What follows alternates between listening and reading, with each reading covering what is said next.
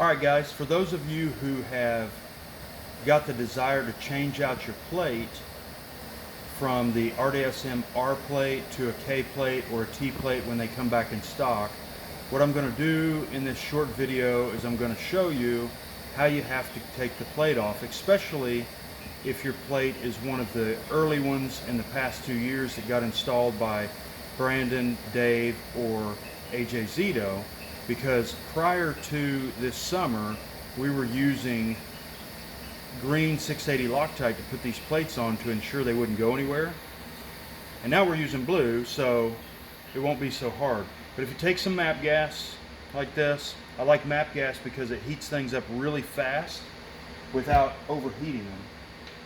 Heat the whole plate up. First of all, take your guts out of the gun, make sure the gun's unloaded. All that stuff should go without saying, but I'm going to say it anyway. Heat the whole plate area up with MAP gas. Notice I don't have an extractor in here. I don't have a firing pin plate in here. Heat the whole thing up with MAP gas.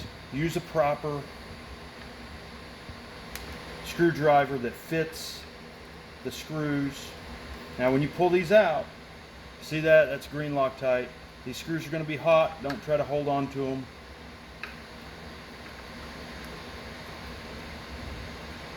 When you get your new plate, you'll have new screws for the new plate.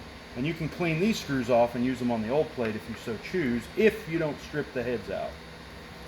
If you strip the head out, you're going to have to send it into one of us and pay to have it fixed.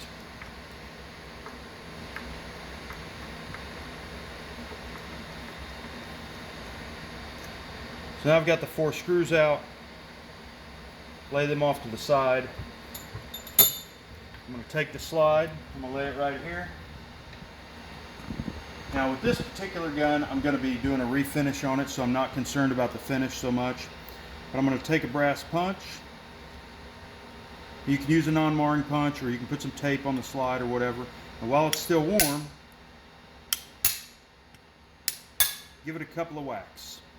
And the plate comes right off, and now you can put your new plate on there and put the new screws in.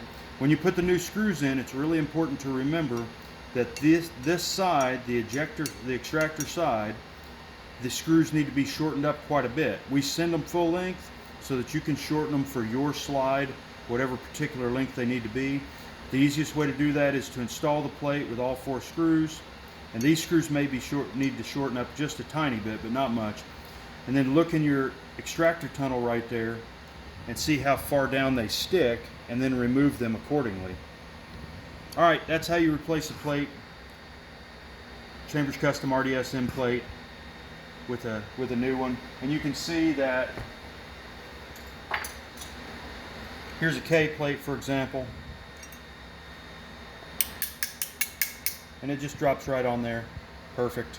And you just put your 4 new screws back in there. Okay, that's it. Thanks guys.